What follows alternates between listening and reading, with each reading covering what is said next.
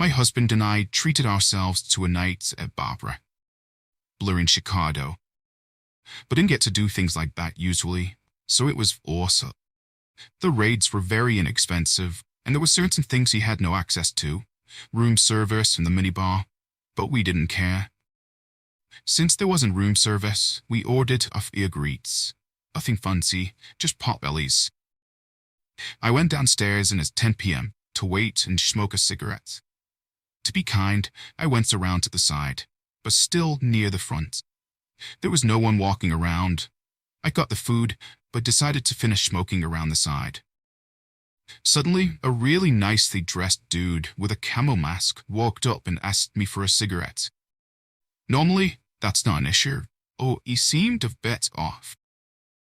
I can't explain it, except to say as soon as he asked me, I felt like something was wrong. His voice sounded odd. When I gave him a cigarette, he got really close. Then he started to get scary. He asked me for some food. I felt bad, but it wasn't possible to give him food. It was 2 sandwiches. I said I was sorry, but it was for my husband and I. I figured he'd leave, and I could finish smoking. Instead, he walked up so close he was against the food bike and I was against the other side, almost pressing the glass. Then he asked for some of the food again, and when I said no, I'm really sorry, he insisted I could, but I was lying. He was getting angry. He wasn't yelling so as not to attract attention, I guess. It continued like that for a few minutes. Then he asked to use my lighter. I gave it to him, and he started in on no, I was lying again. He insisted I could give him food. Then he asked if I worked there, not a specific place, and I said I was staying at the hotel. I was already really nervous. He asked where I was staying. I asked why, and he said because there were lots of hotels in the area. I pointed to the hotel behind me. I don't know why. I was really anxious by this point. This whole interaction so far was scary, and I usually have no issue dealing with people. However, it was getting pushier and angrier. He then said, "So you're staying here?" I said yes. During this entire time, he kept saying I was lying about the food. He started getting closer and closer to me as I backed up. He kept angrily insisting I could give him food. I didn't want to, and I said no, I am sorry, I can't. We were already too close for comfort and safe distances. He was pressing against the bike I was holding against my chest, and his face was inches from mine. He then said, "So you here with your boyfriend?" I said husband, while I saw him check my hand. I started walking back towards the back door, which was about 50 feet away. I thought Swain didn't act afraid it would head out better, but I was terrified. Cigarette was lit, and he was still holding my lighter. People usually give it back in this place. He continued demanding food. I felt it was time to be more assertive, so I demanded my lighter back, and he started getting angry at me, saying over and over that I could give him some food. He then gave my lighter back, but grabbed both of my arms. I started getting terrified and banging on the glass door with my elbow to get the receptionist's attention, but she ignored me. He got pissed and sent him. But I was so scared I wasn't paying attention. I just wanted help. If anyone reading this knew me, they'd know I'd never bang on a window yelling help unless I felt absolutely terrified. I started crying because I was alone on a side street at night and no one could help me. I had no thoughts but to get away. I wasn't thinking he'd heard me in a specific way. I just thought danger and run. That's how scared I was. He got angry that I was crying and pulled me closer. Suddenly something happened that changed everything, and I'm so grateful. My mom called. I had my earbuds in, which he couldn't see because my hood up and my coat. So I pressed answer and started crying hysterically and almost screaming. He's trying to attack me. He's trying to attack me. That really angered him because he tightened his grip for a second, but also startled him, and he let go. And I ran to the doors while still crying and shaking. I cried all the way back to the room. My mom comforted me on the phone and told me not to go outside again. My husband was so comforting and sweet. He just held me, and then he wanted to know everything. I had to say a few times because I was still crying and couldn't breathe, plus I was walking fast. I saw him again, then maybe 1 a.m. I was standing in front of the hotel this time, by those tall ash tree things they have outside restaurants and hotels. I went inside, my soul through the glass where he'd assaulted me. I don't know if he was waiting for me or what, but it terrified me. Same night, another person asked me for a cigarette, and it was this really nice woman. She thanked me, but she could tell I was upset, I guess. She asked and I told her. She sympathized and explained that's why she carried a very small handgun, which was in her purse. And definitely game mace, so this doesn't happen again.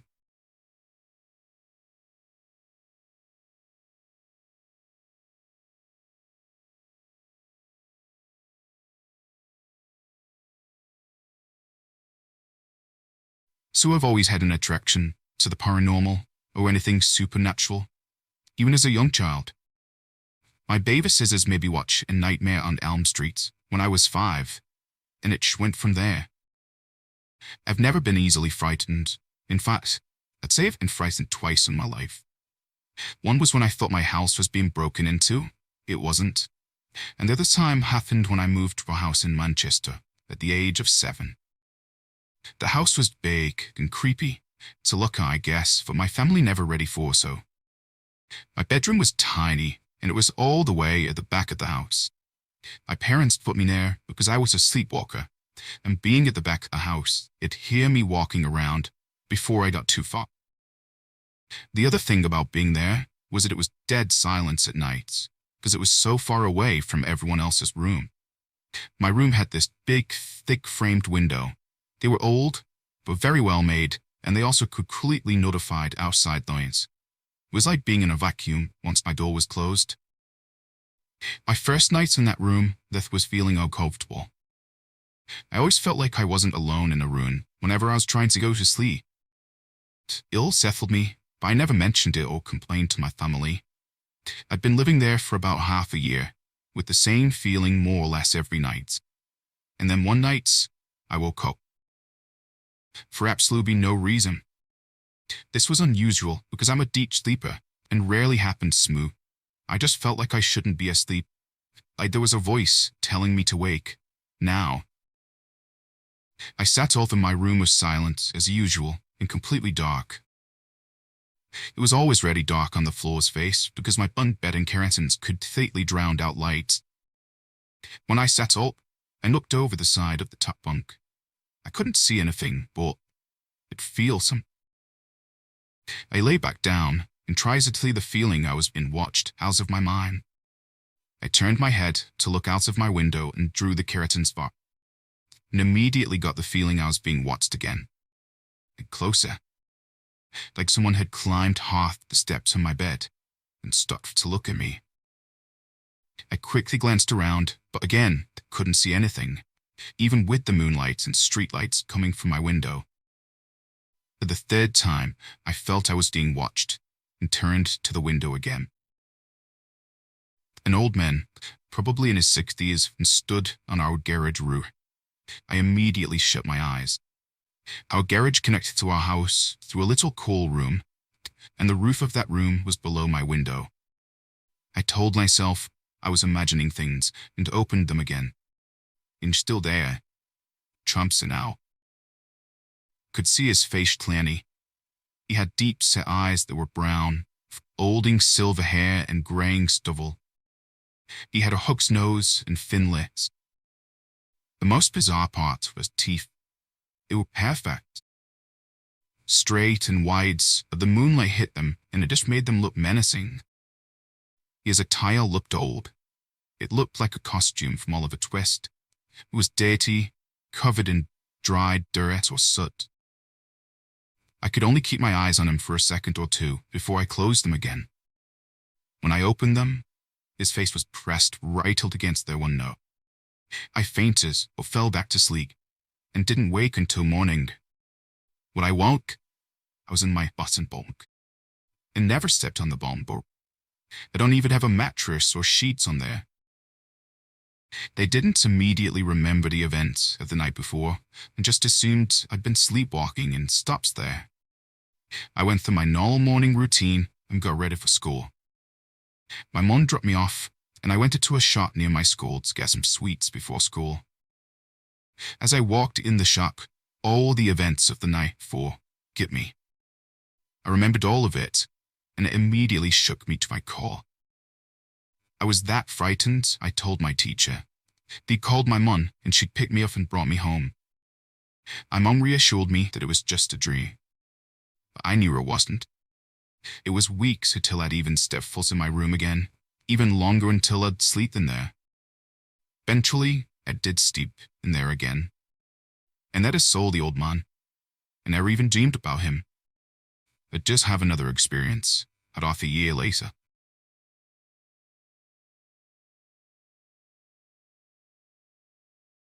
Mercy was once a normal girl, living a normal life. She had loving parents, a little sister she adored, friends, a life. She had stability and comfort, and like many of us, she took it for granted. Mercy lived with no fear, no regrets. She lived in the moment and loved her until she lost empathy. It was in one day and evening, like any other. Her parents asked Mercy to babysit her sister so they could have a night on the town. Like a typical teenager, she cried and moaned about her, but begrudgingly agreed. Mercy didn't know that moment, that decision, would shatter her world by the end of the night. Mercy had put her sister to cleaned up dinner and plopped down on the couch. She stared at the screen and giggled a bit as she saw her favorite movie, 13 Ghosts, startle. She let out a sigh as she finally relaxed and settled into her coach's vault. Halfway through the movie, Bessie was zoning out, wondering where her parents were. A sudden knock on the door pulled her back to reality. One wouldn't bark was the first thought that she raced through her mind as a chill went down her spine. His sister, Jessie's voice once again dragged Mercy back to reality.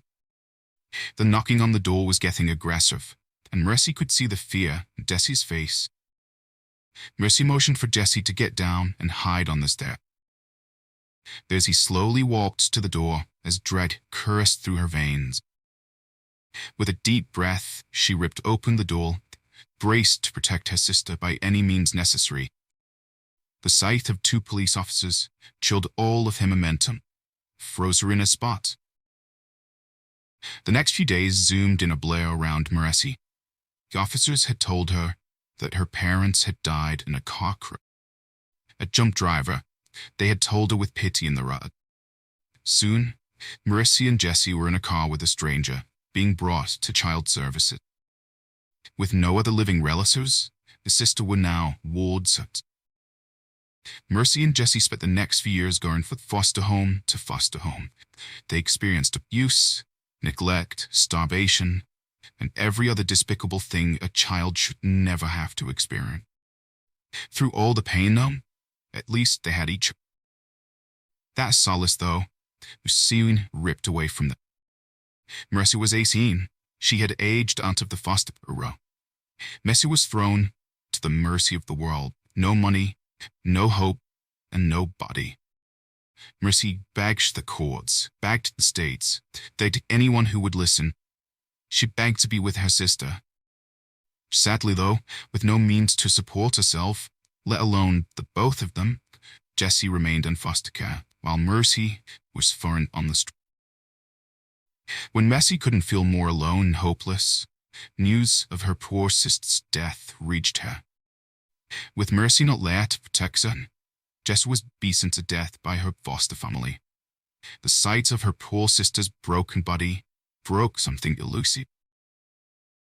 The last shred of loving connection to the world was ripped away from her. Mercy was shattered, a shell of her former self. Bessie spent the next few years walking the streets, mourning the loss of her family, the loss of her life, the loss of hope. Dead to the world that abandoned her. She felt invisible, unseen, unwanted, until one night when a car pulled up. A kind smile greeted her as a nice young couple asked her if she needed help. There she found something she thought was lost. She felt the spark of hope build inside of her. The couple offered Mercy food, clothes, and a bed. Most importantly, they offered her compassion. Mercy's hesitation was soon smothered out by the woman's warm smile. The woman's smile reminded Mercy of her mother's. If only Mercy had noticed the venom behind the woman's eyes. As soon as Mercy was in the car, a familiar feeling of dread seeped through her body as she realized her mistake. The kindness was sucked out of the car as the feeling of malice seeped in. The woman's kind smile was now a smile of a predator and licking her chops. They sped away as Mercy's screams went out into the world, begging once again foul. Once again, the calls were not answered. The couple tortured Mercy endlessly. Physical pain was horrendous. Or what was worse was the psychological torture. With each cut, each stab, each burn, they would spit acid of Mercy's soul. No one is looking for a girl no one cares about. You're worthless. No one is coming for you. No one cares. You are not. But still, Mercy endured. With each new scar, her soul grew dark. She felt the hate, the rage growl consume her. She would make them pay. She would make them all feel the pain. The pain her persisted. Eventually, the couple got bored with Mercy and grew frustrated she wouldn't die. They were ready for a new victim, so just like the world, it disposed of Mercy. While she was still clinging to life, the couple chained weight to her ankles and headed to the lake. The couple laughed and prodded at Mercy as they rowed her out to the deepest parts of the lake, as they threw her overboard and left her with these last words: "You are trash." As Mercy slowly sank to the bottom, she didn't fight death. She embraced her. Feeling the darkness fully consume her, her last thought as the life drained from her body. As her soul began to drift up towards the light, something pulled at her ankle. The blackness she had felt consume her body had left it and grabbed her spirit. In the blackness, she saw chains begin to manifest around her spirit and begin to weigh it down. The blackness spread throughout her spirit, changing and consuming her, forever tethering her spirit to the place where her life was stolen, where her soul was darkened and filled with rage. Every day Mercy's rage grew, waiting on those who took her life. It wasn't long before the couple came back to their dumping ground with their latest victim. As the couple rode, they giggled and joked cheerily. They were quite satisfied with their latest kill and had long forgot about Mercy. Alas was seen cut short, as they felt a sword jolt in their boat. The silence continued as the boat idled and came to a still. The man shook off the fear, checked on the motor. As he leaned over, the motor roared to life. The sudden sound of the motor was nothing compared for what the woman was seeing. As she looked towards her husband, she saw his hand was gone. In its place was a bloody, gory stump. As she let out a piercing scream, she felt the world fade around her. When she finally came to, her husband was gone. She frantically looked around for him, but it was pitch black. There was no longer a moon or stars in the sky. She had to wave her hand in front of her eyes to make sure she hadn't gone blind. Trying desperately to calm the racing heart in her chest, she crawled around the boat, looking for any sign of her husband. It was just as she found the blood that the silence was caught by sinister laughing coming from every direction. "Do you need help, Swissy?" The woman tried frantically to see where the voice was coming from. Since we're going from everywhere and nowhere. The laughing picked up again as the woman started to panic. After what seemed like hours, the laughing stopped. As the woman began to relax a bit, the boat was hit on the side. The woman clung to the other side and began to Slowly, Mercy rose from the lake behind the terrified woman. Bessie dug her long talons into the woman's arms. Bessie dragged her fingers down the woman's arms, tearing skin and flesh as she did. With a wicked smile and venomous eyes, as he leaned in close and whispered, "Don't worry, I'll help you." Bessie ripped the woman out of the boat and dragged her down to the bottom of the sea. Mercy tore into the woman with her teeth, careful to keep her alive, feeling the pain as long as possible. When Mercy was satisfied, she took one of her talons and sliced across the woman's furs. With a satisfied grin, Bessie sank into the bottle. That is where she still waits today, waiting for her next victim to come to her lake, waiting to cause as much pain and suffering as she can, waiting to make them pay.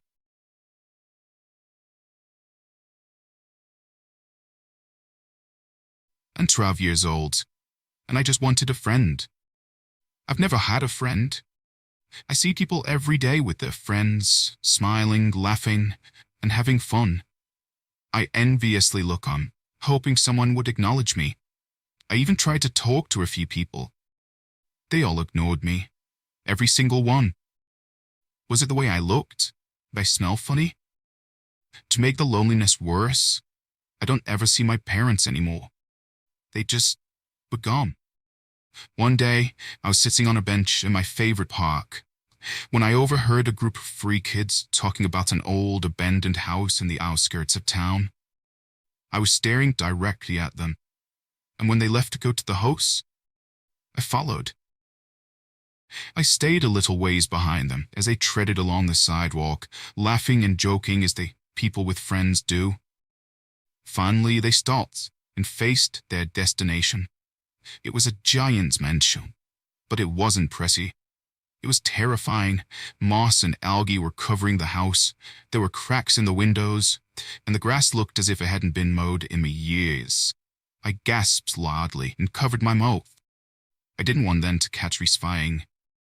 Nobody looked back. I sighed with relief and edged closer to them to listen to their conversation. The leader of them, a tall boy with glasses who looked to be only a year or 2 older than me, said, "This is where it happened. 50 years ago. A man broke into this house, murdering the husband, wife, and their son." I looked over the side for sore eyes and shuddered. "What were their names?" the girl about my age whispered. Tall boy grinned. "Terry and Linda. The son's name was Isaiah. He was never found." Horror filled my eyes as I looked at the giant mansion, a relic of what used to be. Isaiah, Isaiah. Then I remembered. My name is Isaiah. For a moment I was silent and waited with bated breath. Tolloy continued his story. "It's a said he still roams the town. If you listen really quietly, sometimes you can hear him," the boy said, breathing slowly and eerily. Tears filled my eyes. I shouted, "No!" louder than I've ever screamed in my life. The group of 3 kids panicked and ran away as fast as they could. I slowly walked up to my old house. I whispered to myself, "At least someone finally heard me."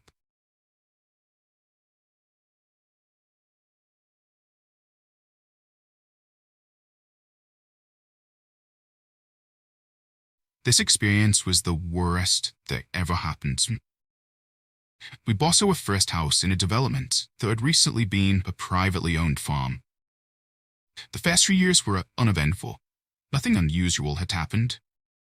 My oldest son was around 14. We confided in me that some scary guy had been waking him all, bothering him while he was sleeping. I wasn't sure what was going on, but the energy in the house was becoming increasingly oppressive as time went on. My first experience with it happened late at night. I'm a night owl. My spouse had worked nights, so I was always conscious about making noise while he was sleeping. So I got in the habit of holding the doorknob in my hand, turning it and then turning it again to release the tumbler into place to shut the door. One night, as I'm holding the doorknob in my hand, I feel the knob turn back and forth in my hand a couple of times. I thought one of my boys was playing a trick on me, so I turned it again and flung open the door, lunged into the hallway and loud whispered, "Gotcha." Well, to my surprise, no one was there. Had checked the boys' rooms across the hall, and all were blissfully asleep. It was impossible for one of them to have let go of the doorknob, run to their room and pretend to be asleep in the time it took me to open the door. I was rattled. The next time I woke up, out of a dense sleep. You know how someone surprises you and your army ashes out to get it away? That's what I did, with enough force to break 3 fingernails when my hand hit the bed free. I looked up to see a black, featureless figure standing over me. All I could think of was, "Don't show it that you're afraid." So I said, "Well?" No response, so I said it again. Still nothing. Then, with all my courage, I said, "You oatmeal. If you decide to have something to say to me, let me know. I'm going back to..." I rolled over and prayed the dumb thing would go away. It started bothering my son so much and the energy was so nasty in the house, I decided to seek the help of her psycher. She advised that it was the previous landowner, and he was livid that his children sold off all his land to make a book. She also told me he was a terrible person in life and was still extremely nasty. So we made a plan to sage the house to get rid of it. I was in the basement doing laundry, and I was at the computer. I think he liked to hide in the laundry room, as it was super creepy in there. I was thinking about saging the house. Maybe subconsciously, I felt his presence because the thought popped into my head. The days are numbered, you son of the bitch. As soon as thought registered in my brain, I got hit on the backside of my head with enough force that my chin hit my chest and whiplashed back into an upright position. I could feel a wave of energy as it traveled through my frickin' head from back to front. I was stunned. I couldn't believe what had just happened. And the fear hit. I felt sick and disorientated and run out of the house as fast as I could. Psychic said I needed to sage the house immediately and that we should leave afterwards and stay somewhere for a couple of nights. I packed up the kids' stuff, called my spouse, and got the motel room. I was so terrified as I was saging, afraid he might attack me again. I did the laundry room last, and I left a sage burning in a pie plate and concrete floor. We returned after 2 nights, and the entire house felt so much better. Lighter, no button injury at all. Even my spouse sensed it, and he was skeptical about what was going on. I could feel where it hit me for a long time afterwards. I also learned that being disrespectful, even to an asshole, has consequences. I'll never make a mistake again.